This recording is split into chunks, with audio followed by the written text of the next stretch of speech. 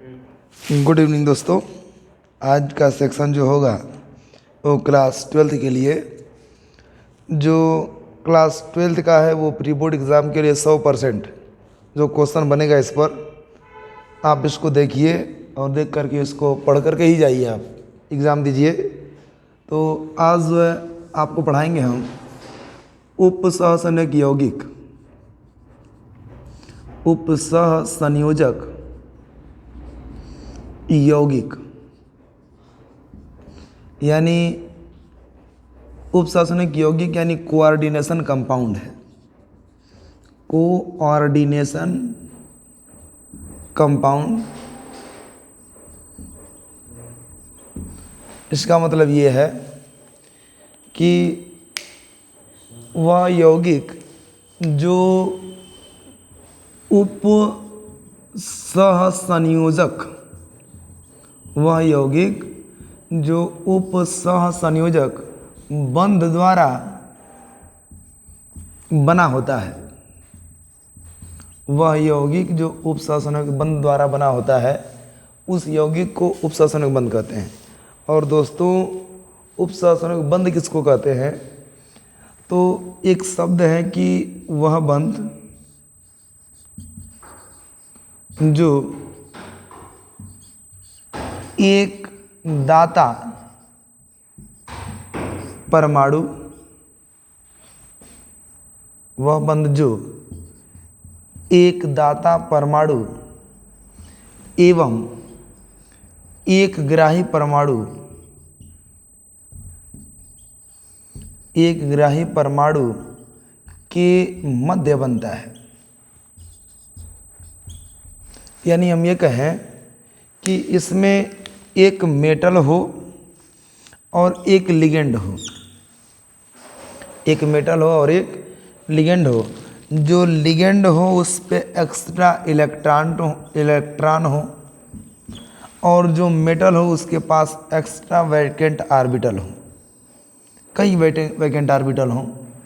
और extra electron यदि vacant orbital के साथ बन जाता है तो अपना दे करके यदि बंध बनाता है, यह लिगेंड और यह मेटल है, और वैकेंट के खाली को लिगेंड ने अपना इलेक्ट्रॉन दे दिया, तो उस स्थिति में इस बंध का नाम कौन सा बंध रखा जाएगा? तो उपसहसंयोजक बंध रखा जाएगा। और जो उपसहसंयोजक बंध होता है उस बंध द्वारा बना हुआ यौगिक बहुत अत्यधिक स्टेबल, जिनके अंदर जो फोर्स लगता है उस फोर्स का नाम होता है इलेक्ट्रोस्टैटिक, इलेक्ट्रोस्टैटिक फोर्स कहा जाता है। यानी हम ये कह सकते हैं कि वैद्युत आकर्षण बल, वैद्युत आकर्षण बल इनके मध्य कार्य करता है। तो हम ये कह सकते हैं कि इस वैद्युत आकर्षण बल के कारण जो है एक लिगेंड जो है एक धातु के साथ जुड़ा होता है और वही धातु भाग लेगा जिसके पास रिक्त डी कक्षक होगा। आपसे एक प्रश्न पूछेगा कि सीएमए किसको कहा जाता है? सीएमए का पूरा नाम है सेंट्रल मेटल एटम अथवा केंद्रीय धातु परमाणु। तो दोस्तों हम ये कहें कि वह धातु जिसके पास रिक्त डी कक्षक होते हैं उनको यानी उसको सीएमए कहते हैं। और रिक्त डी कक्षक किनके पास होता है? तो जहाँ से चौथा आवर्त शुरू होता है, फोर्थ आवर्त में डी ब्लॉक के तत्व के पास कौन सा कक्षक खाली होता है? तो डी कक्षक। और इन्हीं डी कक्षकों के साथ कोई भी लिगेंड जो है जाकर के धातु से जुड़ जाता है। यदि हम ये कहें कि यह यौगिक का प्रकार का है, यही केवल समझना है तो एग्जाम में आएगा। यौगिक बाबू दो प्रकार का है, एक जिसको बोलते हैं द्विक लवण,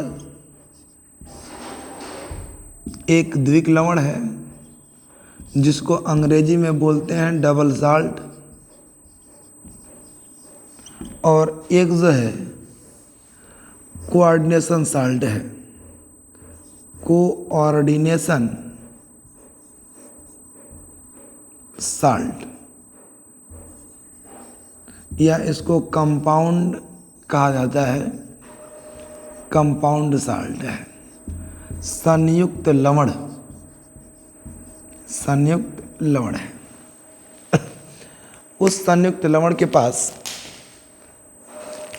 उस संयुक्त लवण के पास अगर देखा जाए तो जो द्विक लवण है और जो संयुक्त लवण है, इन दोनों में डिफरेंस है। द्विक लवण का मतलब होता है कि वे लवण जो टू पार्ट में, टू पार्ट और मोर देन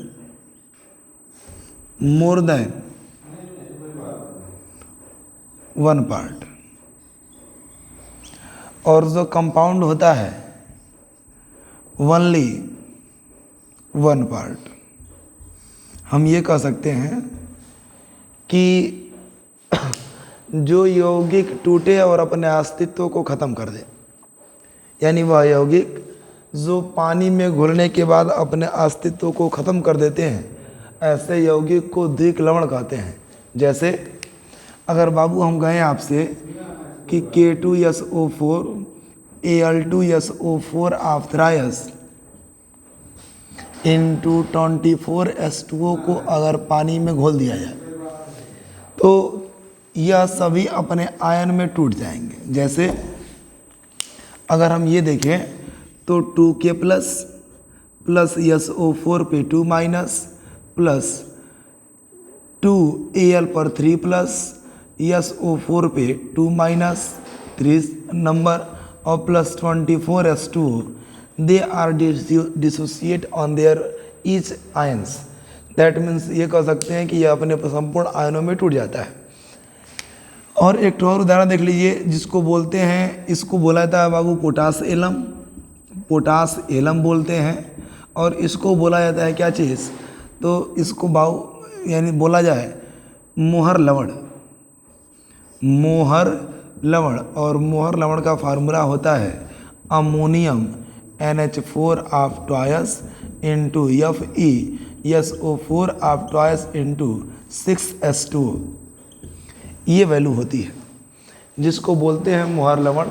इस मोहर लवण को अगर पानी में घोला जाए दोस्तों, तो अगर ये देखा जाए कि NH4 पर 1 प्लस ये 2 नंबर में, Fe 2 प्लस और SO4 2 नंबर में, 2 माइनसों में टूट जाता है। और उसके साथ साथ उसमें पानी भी 6 मोल अणु बाहर निकल जाएंगे।